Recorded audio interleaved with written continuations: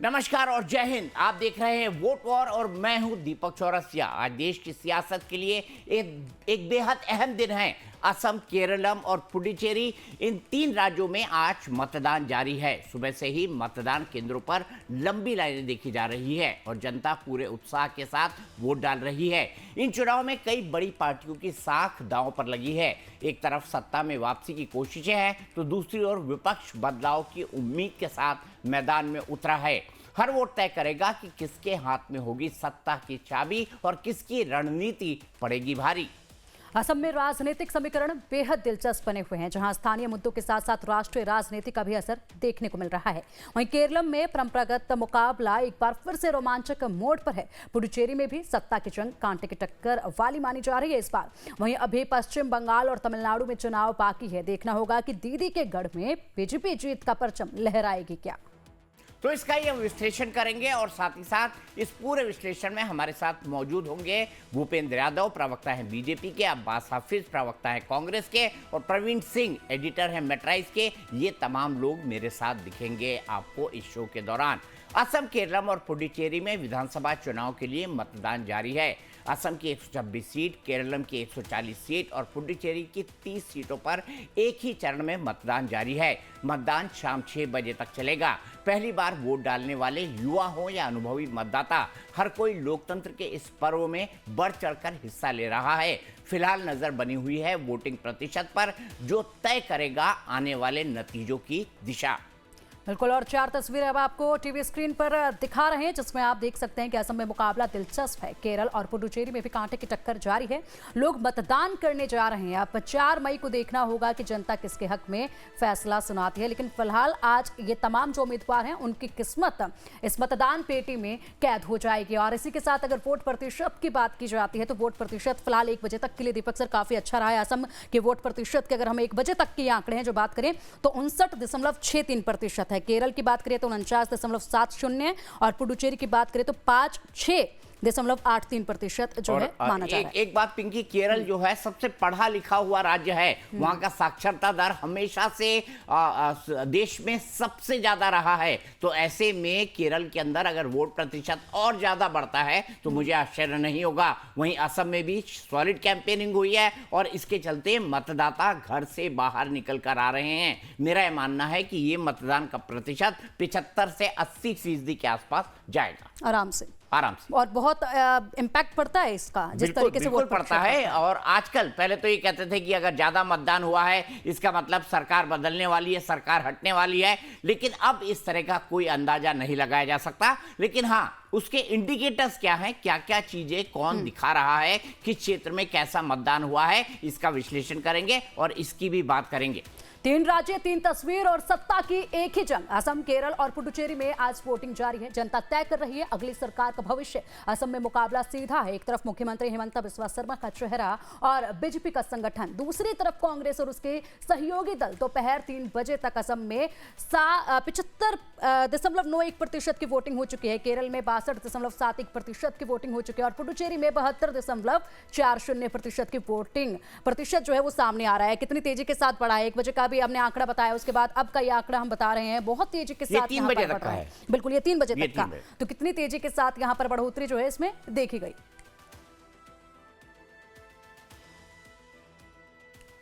चुनाव है, मौसम भी अच्छा है, लगभग बहुत ज्यादा गर्मी भी नहीं है, बरसात भी नहीं है, थोड़ी थोड़ी। मेरा लगता है लोग अच्छा वोटिंग करेगा और असम का विकास के लिए वोट डालेगा। मेरा लगता है लोग अपने स्टेट के लिए, अपने प्रदेश के लिए वोट डालेगा। असम का विकास के लिए लोग वोट डालेगा। आज असम के लिए एक महत्वपूर्ण दिन है। असम के लोग असम के भविष्य के निर्णायक भूमिका लेने वाले व्यक्ति, समाज आज आगे आए हैं। और व्यक्तिगत रूप से मेरे लिए बहुत खुशनसीबी की बात है कि जब मैं पिछले लोकसभा चुनाव में वोट देने आया था तो मैं उस समय मेरी माताश्री मेरे साथ नहीं थी। उनके स्वास्थ्य के कारण वो उस समय लोकसभा में अनुपस्थित थी और आज मेरे साथ वो आज उपस्थित है। उन्होंने आशीर्वाद दिया, उनको वोट देने का अवसर भी मिला। तो ऐसे महत्वपूर्ण समय में उनकी उपस्थिति हमारे लिए बहुत मान्यता रखती है। अब आपको ग्राफिक्स के जरिए समझाते हैं कि कहां किसकी साख दांव पर लगी है। असम में हाई वोल्टेज मुकाबला है, केरल में परंपरा बनाम बदलाव है और पुडुचेरी में गठबंधन की परीक्षा है। इन चुनाव में कई बड़ी राजनीतिक पार्टियों की साख दांव पर लगी है। एक तरफ सत्ता में वापसी की कोशिशें हैं तो दूसरी ओर विपक्ष बदलाव की उम्मीद के साथ मैदान में उतरा है। हर एक वोट तय करेगा किसके हाथ में होगी सत्ता की चाबी और किसकी रणनीति पड़ेगी भारी। केरल और पुडुचेरी में भी सत्ता की जंग कांटे की टक्कर वाली मानी जा रही है। यहाँ हर सीट पर मुकाबला बेहद करीबी बताया जा रहा है। केरल में हर बार बदलती सरकार की परंपरा क्या इस बार टूटेगी और पुडुचेरी में गठबंधन की परीक्षा, कौन पास होगा कौन फेल होगा, ये नतीजे तय करेंगे। लेकिन फिलहाल यहाँ पर अगर बात की जाए तो केरल में एलडीएफ और यूडीएफ के बीच में पारंपरिक लड़ाई देखी जाती है। लेकिन मैं एक लाइन यहाँ पर जोड़ना चाहता हूँ, एलडीएफ और यूडीएफ के बीच पारंपरिक लड़ाई है और अभी एलडीएफ का वहां पर शासन है, पिनराई विजयन मुख्यमंत्री है, लेकिन भारतीय जनता पार्टी भी वहां पर बड़ी मेहनत की है उसने इस चुनाव के लिए और इस बार अपना खाता वो विधानसभा में खोलने जा रही है और एक अच्छा वोट परसेंटेज भी पानी जा रही है। यानी कि अब हम कह सकते हैं त्रिकोणीय मुकाबला जो है वो कहीं ना कहीं बनता नजर आएगा। त्रिकोणीय हम कह सकते हैं वोट परसेंटेज के मामले में, क्योंकि बीजेपी किसका वोट परसेंट काटती है, एलडीएफ का काटती है, यूडीएफ का काटती है। जिसका ज्यादा काटेगी वो हार जाएगी और जिसका कम काटेगी वो जीत जाएगी। तो इसलिए इस मुकाबले को त्रिकोणीय कहा जा सकता है। बिल्कुल, फिलहाल नजरें टिकी हैं 4 मई पर जब पार्टियों की किस्मत का फैसला होगा, क्योंकि यही तय करेंगे सियासत की अगली दिशा क्या होगी। तो 4 मई का दिन बेहद बड़ा दिन रहने वाला है। फिलहाल तो यहाँ पर जुबानी जंग काफी तेज देखी गई है और जुबानी जंग आज भी देखी जा रही है। जिस तरीके से लगातार वोट के बाद बयान सामने आ रहे हैं और मतदाताओं में यहाँ पर जिस तरीके का जोश देखा गया है वो काफी अद्भुत रहा है और इसलिए वोट परसेंटेज भी काफी बेहतरीन जो है वो देखा जा रहा है। तो 3 बजे तक का एक बार बता दीजिए पिंकी, 3 बजे तक का वोटिंग परसेंटेज का ग्राफिक आ चुका है हमारे पास। पुडुचेरी में 72.40% वोटिंग हुई है, असम में 75.91% वोटिंग हुई है, केरल में 62.71% वोटिंग हुई है। बिल्कुल, वोट प्रतिशत लगातार बेहतर होता जा रहा है और अब सीधा रुख करेंगे हमारे खास मेहमानों का। बिल्कुल, भूपेंद्र यादव प्रवक्ता है भारतीय जनता पार्टी के, अब्बास हाफिज प्रवक्ता है कांग्रेस के और प्रवीण सिंह एडिटर है मेट्राइज के। सबसे पहले प्रवीण, मैं आपसे समझना चाहूंगा, असम में बहुत अच्छा मतदान हुआ है और मेरे ख्याल से ये 80% से ऊपर जाने की पूरी संभावना है, ये क्या इंडिकेट करता है? देखिए दीपक जी, असम जो है राज्य है जहाँ पे वहां के मतदाता बहुत जागरूक हैं। वो वोटिंग के लिए सुबह से निकले हुए हैं। सुबह 7 बजे से आप देखिएगा लंबी लंबी कतारें लगी हुई हैं। और असम में एक बात और है कि शाम जल्दी ढल जाती है, इसलिए सुबह से ही वोटर अपना वोट करने आते हैं। और वहां एक चीज हमने जो सर्वे किया है उस सर्वे में ये चीज तो साफ है कि वहां पे बीजेपी लैंडस्लाइड विक्ट्री कर रही है। एनडीए लैंडस्लाइड विक्ट्री कर रही है। अभी तक भाजपा वहां पे अपने बूते सरकार नहीं बना पाई थी, लेकिन इस बार जो ट्रेंड दिख रहा है, जिस तरह की वोटिंग हो रही है, उसके अनुसार ये दिख रहा है कि जो जनता है वो एनडीए के समर्थन में उतर रही है, ऐसा लग रहा है। क्योंकि वहां पे कांग्रेस कोई लड़ाई लड़ती दिख नहीं रही है। अब जब हमारा सर्वे देखिएगा तो भाजपा जो है 90 से 100 के बीच में हम लोगों ने एनडीए को दिया है और कांग्रेस और गठबंधन जो है वो 25 से 30 के बीच में है। एक चीज और है यहाँ पे कि पिछली बार कांग्रेस एआईयूडीएफ के साथ लड़ी थी, ठीक है, लेकिन इस बार दोनों अलग हो गए हैं और ये मुश्किल हो रही है क्योंकि जो मुस्लिम वोटर हैं वो बढ़ जाएंगे इस बार, क्योंकि कांग्रेस के लिए अलग रहेगा और एआईयूडीएफ के लिए अलग वो अपना दम लगाएंगे। लेकिन बीजेपी के लिए फायदा होगा कि कांग्रेस और एआईयूडीएफ के बीच की लड़ाई जो है वो भाजपा को फायदा करेगी। दूसरी बात है कि परिसीमन जो हुआ है उसके चलते जो मुस्लिम 35 सीट है वो घट के 22 पे आ गई है। और इससे क्या हो गया है कि मुस्लिमों का जो एक है ना कि मतलब हम मुस्लिम वोट हमें मिलेगा ही मिलेगा, इस बार वो उतने डिसाइसिव नहीं रहेंगे। मुस्लिम वोट जो है उतने डिसाइसिव नहीं रहे, जिससे भाजपा को बहुत फायदा हो रहा है इसमें। कांग्रेस, दूसरा है कि कांग्रेस यहाँ पे एक तरह से कांग्रेस के जो टॉप लीडर हैं वो उनको छोड़ के केरला की तरफ मुड़ गए हैं। वो जान रहे हैं कि असम में बहुत मेहनत करने की जरूरत नहीं है, यहाँ हमें कुछ नहीं मिलने वाला है। केरल एक उम्मीद दिख रही है कांग्रेस को, जहां पे इस बार सरकार बन सकती है। तो जो असम में जो वोटिंग हो रही है, बम्पर वोटिंग हो रही है, ये दिख रहा है कि ये सरकार के समर्थन में एक तरह से वोटिंग हो रही है। ठीक है, आपको लगता है सरकार के समर्थन में वोटिंग हो रही है, लेकिन मुझे बताइए एआईयूडीएफ के साथ कांग्रेस का अलायंस नहीं हुआ। जाहिर सी बात है कांग्रेस ये नहीं जताना चाहती थी कि वो सिर्फ मुसलमानों की पार्टी है, उसे हिंदुओं का वोट भी चाहिए, और शायद इसी के चलते उन्होंने बदरुद्दीन अजमल के साथ अलायंस नहीं किया।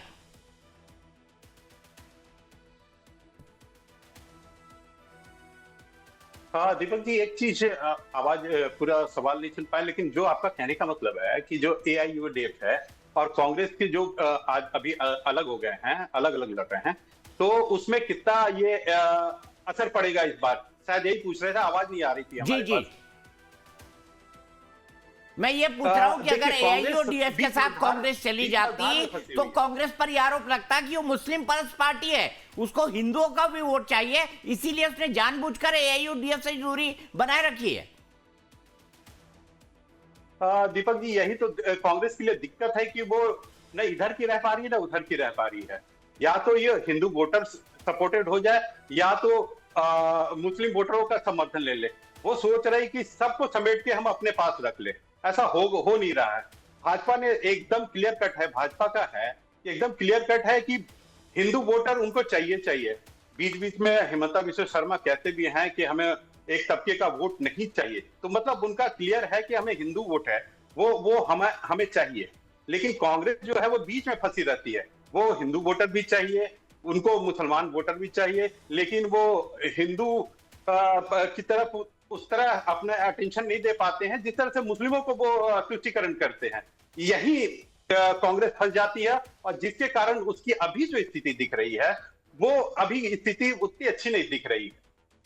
ठीक है, मैं सीधे यहां से अब्बास हाफिज के पास चलता हूं। अब्बास हाफिज कांग्रेस के प्रवक्ता हैं। अब्बास, मैं आपसे समझना चाहूंगा क्या दिखाई दे रहा है आपको असम के अंदर, क्योंकि अभी तक जितने ओपिनियन पोल हैं वो अब्बास आपको पीछे दिखा रहे हैं। क्या मानना है आपका, अभी तक जो ओपिनियन पोल आए हैं, और असम में कांग्रेस की स्थिति को किस तरीके से आंकते हैं आप? देखिए, असम में कांग्रेस पार्टी ने जिस तरह से मेहनत करके पिछले एक महीने में चुनाव में जो ग्रोथ देखी है वो सबके सामने है, और ओपिनियन पोल्स एक लंबे समय से चलते हैं। और जो हाल में वहाँ पर है, मैं तो पिछले एक महीने वहीं था, और जिस तरह से एआईयूडीएफ की बात हो, भारतीय जनता पार्टी और उनका साथ होना पार्लियामेंट में, वो जनता के सामने है, और ये तमाम चीज़ें भी जनता ने इग्नोर नहीं की है। आज जनता वहाँ पर मूल मुद्दों पे वोट दे रही है, ना कि उन डिस्ट्रैक्टिव जो डिस्ट्रैक्शन वाले मुद्दे थे उन पे। आज वहाँ पर एक बड़ा जो मुद्दा हमारा कनेक्ट हुआ है वो 25 लाख का हेल्थ इंश्योरेंस का, जिसको जनता ने समझा है कि हाँ वाकई में उसको उसकी ज़रूरत है, जो उसको नहीं मिल रहा है। पोलराइजेशन सिर्फ हो जाना, पोलराइजेशन वाले बयान दे देना, उसके बाद मुख्यमंत्री का जिस तरह से चीज़ें सामने आई हैं, आज पब्लिक डोमेन में बहुत कुछ है जहां मुख्यमंत्री और उनके परिवार को लेके करप्शन के जो चार्जेस हैं, जनता अपने आप को ठगा हुआ महसूस कर रही है। तो पिछले कुछ दिनों में चुनाव बहुत परिवर्तित है। हमारा अलायंस जिस तरह से इंस्ट्रूमेंटल है अपर आसाम में, हम अपर आसाम में गेन कर रहे हैं, चाहे वो अहोम कम्युनिटी के वोट्स हों या दूसरे वोट्स हों, और ये तमाम चीज़ें लोअर आसाम में भी बीजेपी के कितना ही कम्युनल पोलराइजेशन होने के बावजूद भी वहाँ वोट कांग्रेस के साथ है। नलबड़ी डिस्ट्रिक्ट अगर आप देखें लोअर असम में, तो वो हिंदू डोमिनेट डिस्ट्रिक्ट कहलाती है। वहीं उसके बाद की डिस्ट्रिक्ट बरपेटा वगैरह, बोगाईगांव, ये कहीं मिक्स होती हैं, और डुबरी मुस्लिम मेजोरिटी डिस्ट्रिक्ट माना आता है। लेकिन ये नलबड़ी से लेकर लोअर असम में अगर आप डुबरी तक देखें तो कांग्रेस बहुत स्ट्रॉन्ग गेन कर रही है वहाँ पे। ये आंकड़े बताएंगे, आने वाले समय में आप खुद देखेंगे कि बहुत कुछ परिवर्तित है। और जिस असम में कांग्रेस के बारे में ये कहा जा रहा था, और अभी भी कुछ लोग कह रहे हैं कि अच्छी स्थिति में नहीं है, पिछले 10 दिन में तो हमने ये देखा कि बीजेपी का ही एक तबका बीजेपी में ही लड़ता हुआ दिखा, जिसने कहीं ना कहीं हिमंता बिस्वा शर्मा के सामने भाजपा को गिरवी रखा हुआ देखा। और भारतीय जनता पार्टी का जो कोर काडर है, जो कोर लीडरशिप है, वही अपने आप को एक कोने में देखता है। एक बहुत बड़ा नुकसान कहीं ना कहीं भारतीय जनता पार्टी को होगा। खैर वो उनका इंटरनल फैक्टर है, वो जैसा चाहें करें, लेकिन मैं फिर यही कहूंगा कि बहुत सारी चीजें ऐसी हैं जो हिमंता बिस्वा शर्मा के अगेंस्ट हैं, बहुत कुछ ऐसा है जो भारतीय जनता पार्टी के खिलाफ है। हमने क्लीन इमेज दी है, हमने क्लीन चेहरे दिए हैं, हमारे चेहरे जनता के बीच में है। हमारा पोलराइजेशन के खिलाफ जो लड़ाई है उसको भी जनता ने पसंद किया है, क्योंकि वहां पर रोजगार एक मुद्दा था, जिस रोजगार के मुद्दे के ऊपर बीजेपी कोई लफ्ज नहीं बोल पाई है।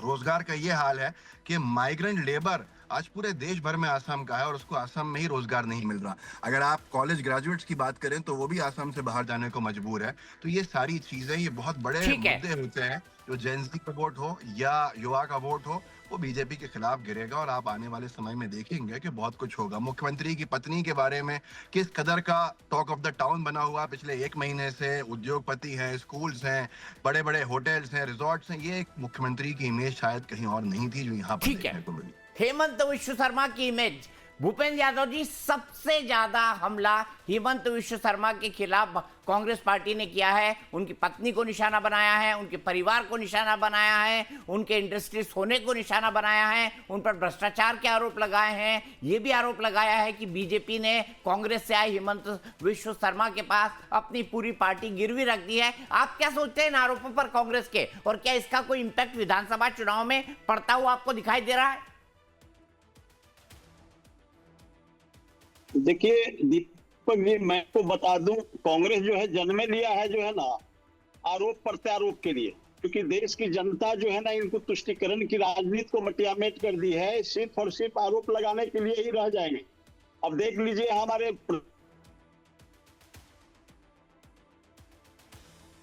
भूपेंद्र यादव जी का लगता है पिंके कनेक्शन कट गया है। एक बार फिर से वैसे जो पर्सनालिटी के बारे में जी बोलिए भूपेंद्र जी, आपका आवाज कट रहा था। आवाज जा रही है? बोलिए बोलिए। आवाज कट रहा है? अब ठीक है। हेमंत विश्व को काफी डर है रे भाई। अभी देख लीजिए इन्हीं का जो है ना जो प्रवक्ता थे वो कहां भाग कर चले गए आरोप लगा करके।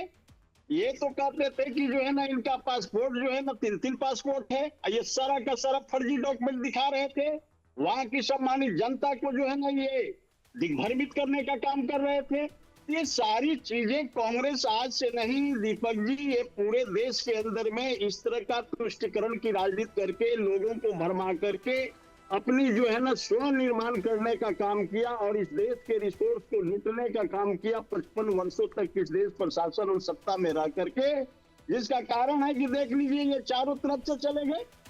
ये कहेंगे हेमंत विश्व शर्मा जी जो हैं वो एक पढ़े लिखे और अच्छे डायनामिक पर्सनालिटी हैं। वहां सुशासन, लैंड ऑर्डर और तुष्टीकरण की राजनीति को भी मटियामेट किए हैं और वैसे बांग्लादेशी रोहिंग्या को भी बाहर करने का काम किया हमारे जो है ना वहां की माननीय मुख्यमंत्री ने। तो पुनः हमारी सरकार वहां बनने जा रही है। वहां की सम्मानित जनता एकदम देख लीजिए स्पीडली वोट करके हमारे शर्मा जी को ही मुख्यमंत्री बरकरार रखने के लिए वहां की जनता वोट करेगी।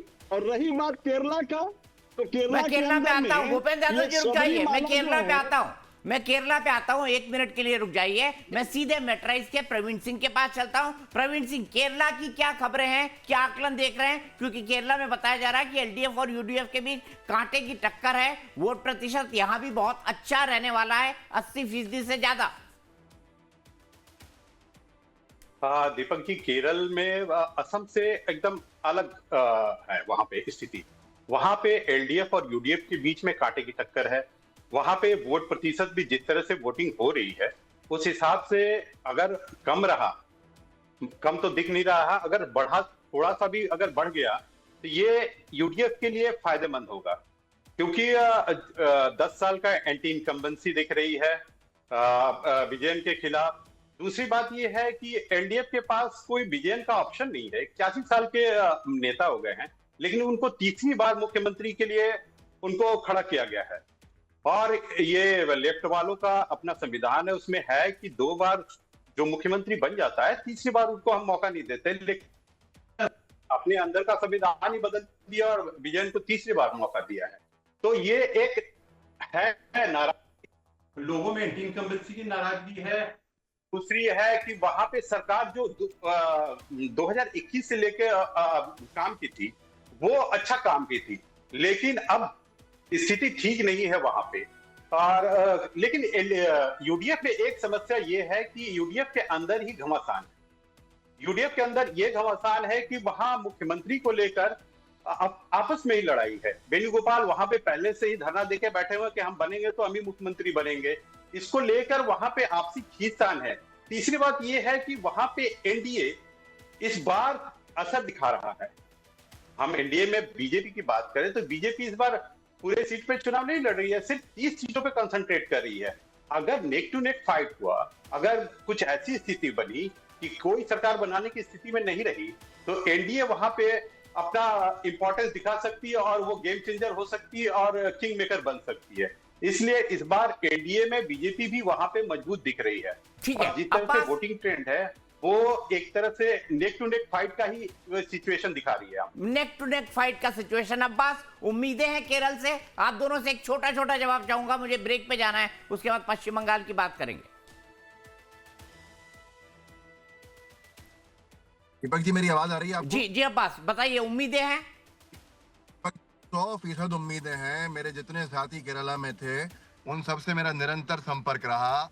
आज एकमात्र विकल्प वहां कांग्रेस है। लोकसभा की अगर आप वोटिंग देखें, कांग्रेस के पक्ष में जिस तरह से गई थी वैसा ही परिणाम लोकसभा का जैसा रहा अब विधानसभा में आएगा, क्योंकि बहुत सारे करप्शन के इश्यूज हैं जो हमने उठाए हैं वहाँ। गोल्ड स्मगलिंग, तमाम चीजें हैं, माइनिंग के स्कैम्स, बहुत सी चीजें हैं। एनडीए की अगर बात करें, बीजेपी तो वहाँ है ही नहीं और 2-3 का मामला नहीं आने वाला। नेक टू नेक में एक तरफा जैसे लोकसभा में हमें वोट मिला था वैसा ही वोट हमें वहां मिलने वाला है, क्योंकि वहां के लोग क्राइम को लेकर पॉलिटिकल वेंडेटा पॉलिटिक्स भी देखी उन्होंने, तमाम चीजें देखी। जिस स्तर पे है वो बहुत बड़ा विषय है। लेकिन भूपेन्द्र यादव जी एक बात कह रहे थे, मैं उस पर भी एक जवाब देना चाहता हूं। उन्होंने कहा हमने अनर्गल आरोप लगा दिए मुख्यमंत्री और उनकी पत्नी पे असम के। क्या केंद्र सरकार की एजेंसी सामने आई? क्या विदेश मंत्रालय ने कहा कि नहीं ये भारत की नागरिक है? खंडन किया कि विदेश मंत्रालय ने? आपकी केंद्रीय सरकार भी कहीं ना कहीं हिमंता बिस्वा शर्मा से शायद परेशान है और उनको कहीं ना कहीं डेंट पहुंचाने में लगी हुई है। ठीक है, नहीं तो जवाब ले लेते हैं। भूपेन्द्र जी, जल्दी से जवाब दीजिए। एसआईटी भी गठन हो जाती है और देखिए, पासपोर्ट भी सामने आ जाता कि ये भारत का पासपोर्ट है। अरे मेरी बात सुनिए, सारा पासपोर्ट आपका जो खेरा जी है वो पेड़ा बन के जो पेड़ा खा रहे हैं, अब भाग करके जा करके कहाँ छिपे हुए हैं? अब सामना करिए ना, उन पर तो एफआईआर हुआ है, फैक्ट को सामने रखिए ना। अब कहाँ दौरे चल रहे हैं? फैक्ट हाथ के लोग का आरसी क्या, पढ़े लिखे का फर्जी क्या? तो आपके यहाँ ऐसी आम हो चुकी है कि जो आपके विरोध में बोलते हैं, वहाँ की सम्मानित जनता है आपको कितने मेरा वर्षों से सवाल मार ये है के कि रखा है? एफआईआर अगर अब हमने कहाँ आरोप जा लगाए रहे थे, हैं? आपको मटिया मेट हो गए, तो अब काहे क्या बोल रहे हैं? झूठ मूठ के कहीं कुछ नहीं है। हमारा इंडिया देश का संस्थायित्व हो रहा है, जांच क्यों नहीं हो रही है? आप आरोप लगाते हो सिर्फ, अरे तो आप लोग का काम है आरोप लगाना, और आप क्यों भागते हो आरोप लगा करके? आप ठहरो तो जांच नहीं आप हो। ऐसा करो ना, आप अरे मेरे भाई तो आप जांच करवाओ ना। ठीक है, यहीं पर रुकते हैं, यहीं पर रुकते हैं। फिलहाल के लिए ब्रेक लेंगे। भूपेन्द्र यादव जी और अब्बास हाफिज हमारे साथ बने रहेंगे। प्रवीण, आपका जुड़ने के लिए, बातचीत करने के लिए, केरल और असम के बारे में अपनी जानकारी शेयर करने के लिए बहुत बहुत शुक्रिया। पश्चिम बंगाल में अब चुनावी संग्राम दिलचस्प हो चुका है। वोट वॉर में अब पीएम मोदी की एंट्री भी हो चुकी है। आज हल्दिया की धरती से ममता सरकार के खिलाफ पीएम मोदी ने सीधा मोर्चा खोल दिया। बिना नाम लिए पीएम मोदी ने दीदी को धो डाला। उन्होंने चुनावी रैली में टीएमसी सरकार को निर्मम बताते हुए दावा किया कि इस बार भवानीपुर में वही इतिहास दोहराया जाएगा जो नंदीग्राम में 5 साल पहले हुआ था। जब 2021 को चुनाव में बीजेपी के तत्कालीन सीएम कैंडिडेट शुभेंदु अधिकारी ने सीएम ममता बनर्जी को धूल चटा दी थी, हल्दिया की रैली में पीएम मोदी ने उसी का जिक्र किया और हुंकार भरी के नंदीग्राम की तरह ही दीदी इस बार भवानीपुर में भी चुनाव हारेंगी। साथ ही बीजेपी की जीत का भी ऐलान कर दिया है।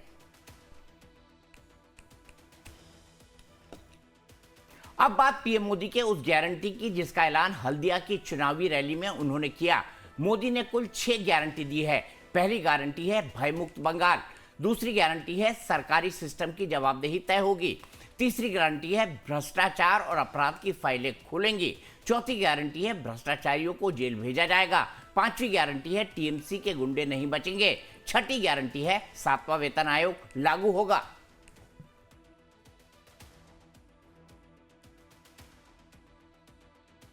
तो अब क्या है पिंकी, बताइए पश्चिम बंगाल के वोट वॉर में। बिल्कुल, पश्चिम बंगाल के वोट वॉर की पूरी खबर बता देते हैं और इसी के साथ यहाँ पर लगातार जिस तरीके से निशाना साधा जा रहा है उसी में ये गारंटी भी दी गई है। पश्चिम बंगाल में बीजेपी ममता बनर्जी का किला ढहाने के लिए पुरजोर कोशिश कर रही है। एक तरफ पीएम मोदी ने 3 ताबड़तोड़ रैलियां कर बीजेपी के पक्ष में माहौल बनाने की कोशिश की। जाहिर है निशाने पर रही सीएम ममता बनर्जी और उनकी पार्टी टीएमसी। लेकिन इसी बीच सुन लेते हैं प्रधानमंत्री मोदी ने क्या गारंटियां दी हैं और किस तरीके से हुंकार भरी है। मैंने देखा है बंगाल ने इस बार हर विपरीत परिस्थिति को पराजित करने का फैसला कर लिया है। भारतीय जनता पार्टी का विजय ये उत्साह और उमंग में दिखाई देता है। बंगाल के मेरे प्यारे भाइयों बहनों, ये परिवर्तन की आंधी है। ये टीएमसी की निर्मम सरकार के जाने का ऐलान है। साथियों, मेदिनीपुर ने, नंदीग्राम ने 5 साल पहले बदलाव की राह दिखाई थी।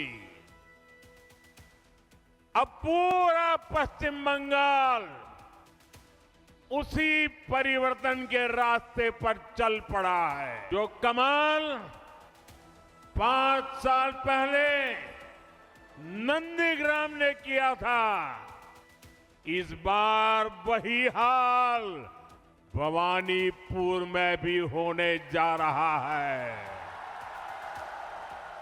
पूरे बंगाल में होने जा रहा है।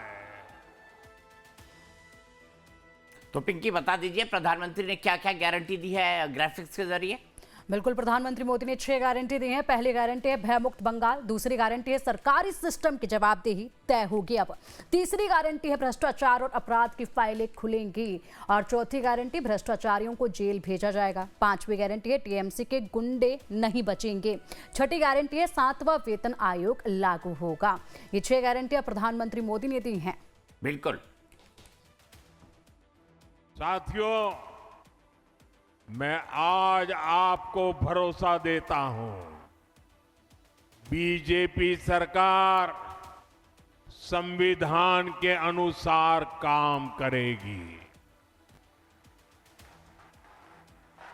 जिसका जो हक है वो हक उसे दिलाया जाएगा और ये मोदी की गारंटी है।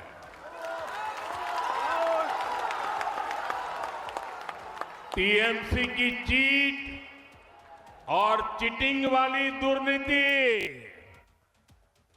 ये सब बीजेपी बंद करके ही रहने वाली है।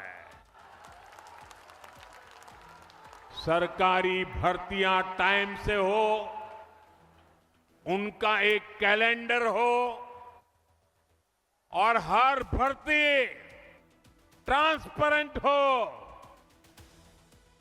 कोई बिचौलिया नहीं, कोई कट कमीशन नहीं, कोई मेरा पराया नहीं, सब कुछ ट्रांसपेरेंट, ये पक्का किया जाएगा। तो इसी पर बात करने के लिए मेरे साथ मोहम्मद एहतशामुल हक हैं, नेता हैं टीएमसी के, और भूपेंद्र यादव हैं, प्रवक्ता हैं बीजेपी के। थोड़ी देर में मेरे साथ अब्बास हाफिज जुड़ेंगे जो कि प्रवक्ता हैं कांग्रेस से। मैं सीधे चलता हूं हक साहब के पास। हक साहब बताइए मुझे, प्रधानमंत्री ने 6 गारंटी दे दी है और कह रहे हैं नंदीग्राम जैसा ही होगा भवानीपुर। देखिए दीपक जी, मैं मोदी जी का भाषण सुन रहा था, अभी लाइव में हूँ सुबह से, इसलिए कि मोदी जी आज हमारे राज्य पश्चिम बंगाल में चुनाव का दौरा कर रहे हैं और लोगों से अपील कर रहे हैं कि मोदी की गारंटी।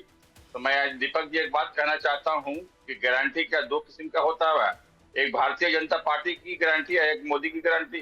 गारंटी का मतलब है, इसका मतलब है अभी तक समझ लिया देश के लोगों को 15 लाख रुपया नहीं मिला। तो मैं बीजेपी से सवाल करूं या फिर मोदी जी से सवाल करूं? 2 करोड़ प्रतिवर्ष के हिसाब से 12 साल में 24 करोड़ लोगों को रोजगार नहीं मिला। मैं सवाल किससे करूं दीपक जी?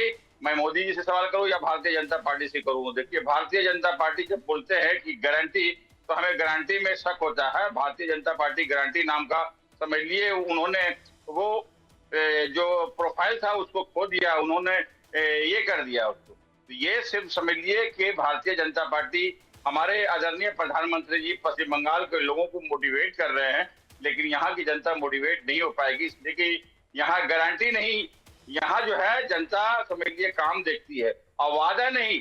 हमारी नेत्री ममता बनर्जी वादा नहीं करती है, काम करती है। आप देखिए हमारे साथ में कितनी योजनाएं लोगों के लिए पश्चिम बंगाल के 10 से 11 करोड़ जनता के लोगों के लिए की है। तो गारंटी बात अलग है और हमारी नेत्री हमारे करके दिखलाती है, इसलिए हम लोग करके दिखाते हैं, गारंटी नहीं देते हैं। आज देखिए हमारी नेत्री पूरे पश्चिम बंगाल में घूम करके लोगों के लिए विकास ही विकास किया है, लेकिन सबका साथ बोलते हैं मोदी जी, सबका विकास बोलते हैं मोदी जी और सबका विश्वास बोलते हैं, लेकिन मुट्ठी भर लोगों का विकास कर रहे हैं हम, तो हमारे तो जनता को विकास नहीं हो पा रहा। दीपक जी, मैं आपके चैनल के माध्यम से कहता हूँ, जनता, पश्चिम बंगाल की जनता बेवकूफ नहीं बनेगी। ये गारंटी, मोदी की गारंटी किस बात की भाई? मोदी की गारंटी तो पहले भी थी, 2014 से पहले आप लोगों ने कहा था कि आप हमें सरकार बना दो, हम 70 का पेट्रोल आधा कर देंगे, लेकिन एक भी तो वादा पूरा नहीं हुआ। किस बात की गारंटी? ठीक है, भूपेंद्र यादव जी उन्होंने गिना दिया।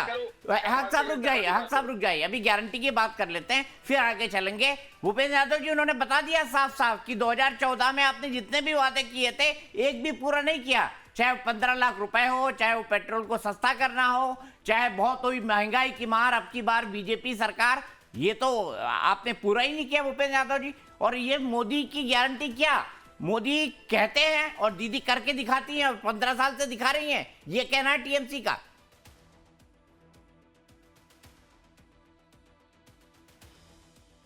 अनम्यूट कर दीजिए।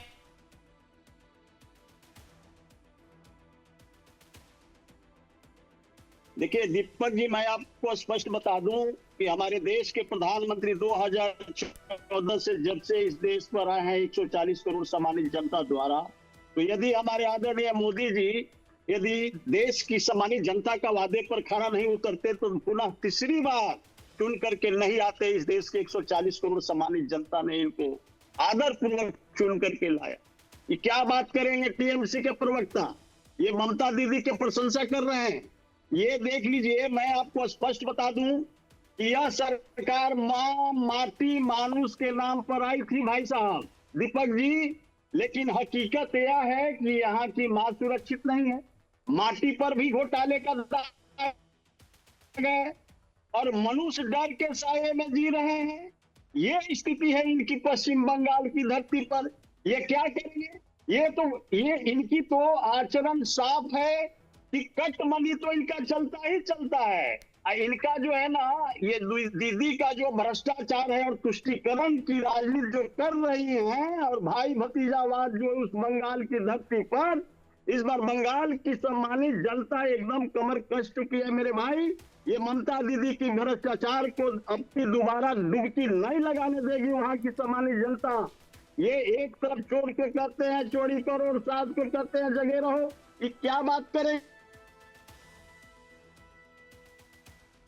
भूपेंद्र यादव के नेटवर्क में कुछ इशू, लेकिन फिलहाल वो यही कह रहे हैं जो खामियां वो बता रहे हैं टीएमसी की। और कल एक बहुत महत्वपूर्ण बात हुई थी। कल एक टीएमसी का प्रतिनिधि मंडल जो है वो मिलने गया इलेक्शन कमीशन से। उसके बाद इलेक्शन कमीशन ने एक ट्वीट किया।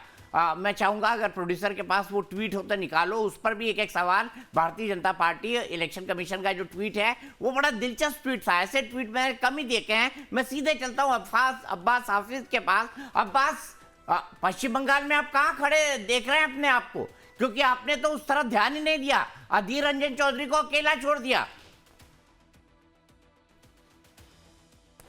चलिए, कांग्रेस नहीं है यहां पर। तो हक साहब, आपने कल ट्वीट देखा था इलेक्शन कमीशन का, उसमें टीएमसी को कहा गया कि भय मुक्त होगा, हिंसा रहित होगा, छापेमारी नहीं होगी, बूथ लूटा नहीं होगा। क्या कहेंगे उस ट्वीट पर आप? देखिए, आपने देखा होगा दीपक जी, कल हमारे 4 डेलीगेट जब मुख्य चुनाव आयोग ज्ञानेश कुमार जी से मिलने के लिए गए तो उन्होंने क्या कहा? 7 मिनट की वार्ता हुई और उसमें कहा गेट लॉस्ट। कितनी बड़ी समझिए चुनाव आयोग किसके इशारे पर इस तरह की ये चुनाव मुक्त चुनाव आयोग हमारे राज्यसभा के सांसद जो इतने बड़े पद पर बैठे हुए उनके साथ में इस तरह का व्यवहार कर रहे हैं, तो ये पक्षपात, ये समझ लीजिए साफ सुथरी बात मैं दीपक जी मैं कहना चाहता हूं, ये पक्षपात की राजनीति चल रही है। चुनाव आयोग जो है केंद्र के इशारे पर काम कर रही है। ये कहीं न कहीं समझ लीजिए इस तरह का ये भारत के इतिहास में कोई भी चुनाव आयोग इस तरह का नहीं देखा गया है। जिस हिसाब से ये परिस्थिति आज पश्चिम बंगाल में है, पश्चिम बंगाल में समझिए चुनाव आयोग इस हिसाब से काम कर रही है, समझिए कि एक विंग्स है भारतीय जनता पार्टी का, विंग्स के हिसाब से काम कर रही है। आप देखिए जो पूरे राज्य में भारत के 12 राज्यों में एसआईआर हो रहा है, लेकिन एसआईआर के नाम से 91 लाख लोगों का नाम यहाँ कटा है। आप बताइए कितनी दुख की बात है। 58 लाख लोगों ने आप पहले शुद्धिकरण के नाम से किए, लेकिन अब जो है 62 लाख में समझ लिए आपने 28 से 30 लाख लोगों को आपने स्वीकृति दिया है और बाकी लोग 30 लाख को नहीं दिया है। तो ये क्यों है? ये लोग लीगल वोटर को आप जो है अनलीगल कर रहे हैं। और खासकर मैं एक बात बोलना चाहता हूं कि माइनॉरिटी डोमिनेटेड इलाका जो मालदा, मुर्शिदाबाद, उत्तर दिनाजपुर, दक्षिण दिनाजपुर, जहां जहां मुस्लिम पॉपुलेशन ज्यादा है, वहां के लोगों का नाम जानबूझ करके चुनाव आयोग के इशारे पे काटा जा रहा। दीपक जी अब आप बताइए, आपके घर में अगर 5 सदस्य है तो किसी 3 सदस्य का नाम है लेकिन 2 सदस्य का नाम नहीं है। इससे क्या दर्शाता है कि ये समझ लिए किसी के इशारे पर काम कर रहे हैं। खासकर जो मुस्लिम जो 50-70 साल से यहाँ पश्चिम बंगाल में है, आजादी में उनका फैमिली और मेंबर उनका समझ लिए ये हुए, लेकिन उसके बावजूद भी नाम काट दिया जा रहा है। तो ये कहीं न कहीं समझ लिए हमारा संविधान का समझ लिए खिलवाड़ हो रहा है और संविधान के साथ में समझ लिए कि चुनाव आयोग इस हिसाब का काम नहीं करना चाहिए। भारत के इतिहास में पहली मर्तबा किसी एक राज्य में इस तरह से समझ लिए टारगेट बनाया जा रहा है, खासकर अल्पसंख्यक को। क्या मुसलमान इस देश का नागरिक नहीं है? मुसलमान क्या इस देश का वोट देने का अधिकार नहीं है? क्या मुसलमान इस देश के लिए कुर्बानी नहीं दिया है? क्या मुसलमान अंग्रेजों को भगाने में रोल अदा नहीं किया है? तो ये सिर्फ और सिर्फ भारतीय जनता पार्टी सबका साथ सबका विकास बोलते हैं, लेकिन खासकर अल्पसंख्यक को टारगेट बनाया जा रहा है केंद्र के इशारे पर। और चुनाव आयोग समझिए एक मोहरा बनकर करके चुनाव आयोग जो है इनके लिए काम कर रहे हैं। ये बहुत ही बड़ी दुख की बात है। इससे भारत की समझ लिए जो हमारा संविधान, जो हमारे डॉक्टर भीमराव अंबेडकर हमें दिए हैं, ये संविधान खतरे में है। दीपक जी हम समझते हैं आप लोग जैसे सीनियर जर्नलिस्ट को आगे बढ़ करके आना चाहिए। आज आपने आसाम में देखा है कि हेमंता बिस्वा शर्मा ने जिस हिसाब से मीडिया को भी अभद्र टिप्पणी की, आप पूरा दुनिया देख रहा है कि भारतीय जनता पार्टी का कहानी और कथनी में क्या फर्क है। बहुत अफसोस होता है। अरे डेवलपमेंट के नाम में मांगो, आप विकास के नाम में मांगो, जहां जहां आप डेवलपमेंट की बात करो, लेकिन हिंदू मुसलमान आज 5 वर्ड अगर हटा दिया जाए, हिंदू मुसलमान बांग्लादेश पाकिस्तान छोड़ करके, तो कोई भी नेता 1 घंटा, मैं वादे के साथ में बोलता हूं कि कोई नेता भारतीय जनता पार्टी का 1 घंटा डिबेट नहीं कर सके, 1 घंटा भाषण नहीं दे सकेंगे। ठीक है हक साहब, इस पर जवाब लेंगे बीजेपी से भी। हम सरकार बना रहे हैं। ठीक है, भूपेंद्र यादव जी से इस पर जवाब लेंगे हक साहब, लेकिन उससे पहले एक और जानकारी। पश्चिम बंगाल में बीजेपी ममता बनर्जी का किला ढहाने के लिए पुरजोर कोशिश कर रही है। एक तरफ पीएम मोदी ने 3 ताबड़तोड़ रैलियां कर बीजेपी के पक्ष में माहौल बनाने की कोशिश की, जाहिर है निशाने पर रही सीएम ममता बनर्जी और उनकी पार्टी टीएमसी। तो दूसरी तरफ सीएम ममता सहित उनकी पार्टी ने भी पीएम मोदी समेत बीजेपी के खिलाफ मोर्चा खोल दिया, या यूं कहें कि वार पर पलटवार किया गया है। দোকানে হামলা করেন, ডিম খেতে দেন না, বাংলার ভাষা বলতে দেন না, লজ্জা করে না? বাংলায় এসে মাছ উৎপাদন দেখাচ্ছেন আমাদের, শেখাচ্ছেন আমাদের। আগে মাছ আমাদের সব নিয়ে আসতে তো হায়দ্রাবাদ থেকে, এখন আমরা 80% মাছ উৎপাদন করি বাংলায়। মনে রাখবেন আমাদের মৎস্যজীবীরা। কিন্তু আমাদের প্রবলেম কি বলুন তো, পুকুরে যখন মাছটা হয় আমরা ছোট মাছই কিনে তাড়াতাড়ি তুলে খেয়ে নিই। একটা মাছ বড় হতে কতদিন লাগে জানেন? 2 বছর লাগে। একটা ছোট মাছ বড় হতে 2 বছর লাগে। এর জন্য আমি এগ্রিকালচার ডিপার্টমেন্টের আন্ডারে যতগুলো আমাদের বড় বড় জলাশয় আছে সেখানে আমরা মাছ বড় করি। অলরেডি 4-5 বছর ধরে আমরা শুরু করেছি। আগে সব ডিম আসতো হায়দ্রাবাদ থেকে, এখন আমরা হাঁসেরও পোলট্রি করে দিয়েছি, মুরগিরও পোলট্রি করে দিয়েছি। এখন 90% ডিম আমরা নিজেরা উৎপাদন করি। तो भूपेंद्र यादव जी, ममता जी कह चुके हैं बंगाल के लोगों को अगर बीजेपी में सत्ता में आ गई तो मांस और मछली सब बंद कर देगी, क्या कहेंगे इस पर? देखिए, ममता दीदी अब समझ चुकी है कि पूरी तरह से कि बंगाल की सामान्य जनता अब हमें पसंद नहीं करती है, क्योंकि उनको मालूम हो चुका है, इसीलिए इस तरह की बातें करते हैं। वहां एकदम बदलाव तय है। दीपक जी, मैं आपको स्पष्ट बता दूं कि बंगाल का चुनाव सिर्फ सत्ता का चुनाव नहीं है, संस्कार बनाम सिंडिकेट का चुनाव है और विकास बनाम भ्रष्टाचार की चुनाव है। वहां की जनता एकदम प्रतिष्ठा पर ले लिया है और लोकतंत्र बनाम तुष्टीकरण का चुनाव है। ये बंगाली अस्मिता को खत्म करने के फिराक में ममता दीदी ये चंद लोगों के खुश करने के लिए, अपने कट्टरपंथी मित्रों को खुश करने के लिए इस तरह की बातें करते रहते हैं। और हमारी भारतीय जनता पार्टी कभी तुष्टीकरण का जो है ना तरजीह नहीं देता। हमारी भारतीय जनता पार्टी जो है ना सभ्यता और संस्कृति को बरकरार रखने वाली पार्टी है मेरे भाई। ये क्या बात करेंगे? अभी देखिए इनका टीएमसी का नेता क्या बता रहे, प्रवक्ता, कि ये जो है ना हमारे संसद को जो है ना माननीय चुनाव जो है वहां से गेट आउट कहे हैं। अरे मेरे भाई, आप सिस्टमेटिक ढंग से जाइए ना। आपकी तो आदत सी बनी हुई है, आप जिसके गोद में बैठ करके खेल रहे हैं और तुष्टीकरण की राजनीति करके बंगाल की धरती को मटिया मेट करके और लहूलुहान करना चाहते हैं, तो वहां की जनता आपकी मंशा पर पानी फेर देगी इस बार 2026 के चुनाव में। भाई, इस बात को कान खोल करके सुन लीजिए। ममता दीदी इस बार एकदम जा रही है, वहां की सम्मानित जनता समझ गई है।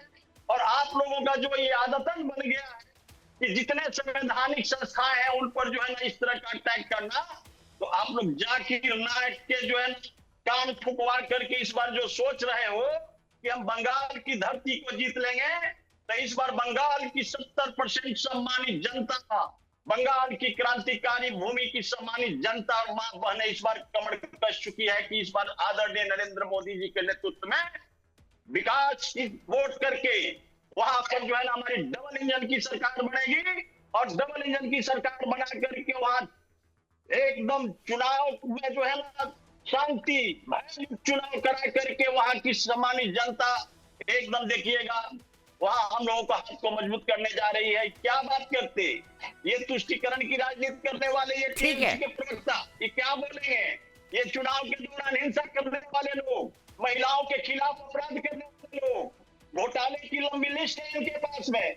और सबसे बड़ी जो है सरकार के संरक्षण में वहां की गुंडागर्दी करने वाले टीएमसी का जो जितने खर्च करता है उनकी खैर नहीं है। एकदम आने दीजिए शासन और सत्ता। ठीक है, हक साहब जवाब दे दीजिए। बड़े सारे आरोप लगा दिए, भ्रष्टाचार से लेकर गुंडागर्दी से लेकर कमीशन खोरी तक का, और साथ ही साथ प्रधानमंत्री ने कहा है कि ममता की सरकार तो निर्मम सरकार है, अपने नागरिकों पर जुल्म करती है। ये देखिए, ये डुअल पॉलिसी खेलती है, इनको डुअल पॉलिसी पे इनका जेनेटिक गुण है, ये इनकी जीन में फैली हुई है। अच्छा भूपेंद्र जी रुक जाइए, बहुत बोल लिया, बहुत बोल लिए। हक साहब देखिए, मैं एक बात बोलना चाहता हूं दीपक जी, आप कम से कम हमारे मित्र भूपेंद्र जी से सवाल कीजिए, जो पिछला वादा था 15 लाख का, उसमें क्या हुआ? उसमें कम से कम वो अपना हमको रिएक्ट करें कि हमारे मोदी जी जो 2014 से पहले कहे थे कि हमें सत्ता में आने दीजिए और हम सरकार बनाएंगे। मैं एक बात कहना चाहता हूं दीपक जी, हमारी सिंगल इंजन, अरे क्या बात बोल रहे हैं आपको, उनकी आपकी बात किए थे, अरे 2 करोड़ नहीं बोले थे। देख लिए देखिए दीपक जी, आपने कहा भाई साहब, तब आपको मैं जवाब दे रहा हूँ। देखिए दीपक जी एक बात मैं बोलना चाहता हूं, हमारी सिंगल इंजन इतनी मजबूत है कि भारतीय जनता पार्टी की डबल इंजन यहां काम नहीं कर पाएगी, इतनी जबरदस्त मजबूत है। ममता बनर्जी के नेतृत्व सिंगल में इंजन फेल पिछले कर 15 गया साल से इस बार। सिंगल इंजन इतना मजबूत है कि मैं बता नहीं सकता हूं, और आपका सपना लड़खड़ा साकार गया। नहीं होगा। चौथी बार 4 मई को हम लोग बाउंड्री मार रहे हैं दीपक जी, और फुल मेजोरिटी के साथ हम लोग सरकार बना रहे हैं। भारतीय जनता पार्टी जितना भी एलिगेशन लगाने का काम करे, यहाँ की शिक्षित जनता, यहाँ की जनता हिंदू मुसलमान की राजनीति दीपक जी नहीं करते हैं। यहाँ की जनता जो है, आज देखिए मछली खाने नहीं देंगे, अंडा खाने नहीं देंगे। हमें संविधान दिया है, मैं क्या पहनूंगा, मैं क्या खाऊंगा, लेकिन भारतीय जनता पार्टी देखिए पश्चिम बंगाल में बोल रहे हैं कि मछली खाने नहीं देंगी दिया जाएगा। ये कितनी बड़ी दुर्भाग्य की बात है। बंगाली और मछली से ऐसा संबंध है कि बगैर मछली का बंगाली कोई खा नहीं सकता है। ठीक है, बंगाल के लोग यही हम पर लोग खा नहीं कहेंगे। सकते पर हैं। मुझे ये समझ नहीं आया, कल मैं आपसे किसी भी- जरूर पूछूंगा कि ममता बनर्जी ने ये आरोप आखिर लगाया है तो किस आधार पर लगाया है। पिंकी, हाँ, डिस्कशन तो हमारा खत्म, वोट बिल्कुल। वार में अब हम क्या दिखाने वाले हैं? बिल्कुल। भूपेंद्र यादव जी बहुत शुक्रिया आपका, और हक साहब आपका भी बहुत शुक्रिया लाइफ टाइम के साथ जुड़ने के लिए। और आप वोट 4 में यहाँ वर्ड 4 दिखाएंगे, यानी कि इस चुनावी महासंग्राम के बीच में किस तरीके से वाणी के वार चल रहे हैं। हम जब फिट इंडिया बोलते हैं तो इनको हिट लगता है। अरे फिट इंडिया मतलब हमारा युवा अगर फिट रहेगा तो आगे बढ़ेगा। लेकिन कभी आप नहीं देखे होंगे कि ममता दीदी फिट इंडिया पे बात करेगी। उनको तो इस राज्य और इस देश की जनता को हिट करना है, और बांग्लादेशियों को उनको फिट नजर आते हैं, उनको बसाने की चिंता करते हैं। और बंगाल के लोग, पश्चिम बंगाल के युवाओं के प्रति उनकी कोई भावना नहीं। তাহলে ইডি এবার হুমায়ুন কবিরকে নোটিশ দিয়ে ডাকুন। আমরা স্ট্রংলি ডিপেন্ড করছি কনসার্ন যতগুলি তদন্ত সম্ভব তদন্ত এজেন্সির আওতায় পড়ে প্রত্যেককে এই ব্যাপারে হুমায়ুন কবিরকে জেরা করতে হবে। কারা মুসলমানদের আবেগ নিয়ে খেলা করছে, ভোট ভাগের চেষ্টা করছে, টাকা দিচ্ছে এবং পিএমওর কোন কোন অফিসার আছে তাদের নাম সামনে আনতে হবে। আমি অনুরোধ করছি। पैसे उनके पास इतने धन कैसे आए कि हेलीकॉप्टर की इस्तेमाल कर रही है, तो ये तो सवाल आ ही नहीं है बाजार में लोगों के मन में। तो इसके साथ साथ ये जो मुद्दा आप जिक्र कर रहे हैं, ये अगर सामने आए तो लोगों को पता चलेगी कि नोटों के कौन कर रहे हैं, ढोंग कौन कर रहे हैं, और लोगों को गुमराह कौन कर रहे हैं। लोग इसका जरूर विचार करेंगे। तो पिंकी, ब्रेक लें, आज के लिए वोट वॉर में इतना ही। बिल्कुल, आज के लिए वोट 4 में इतना ही, और कल फिर आएंगे वोट 4 में।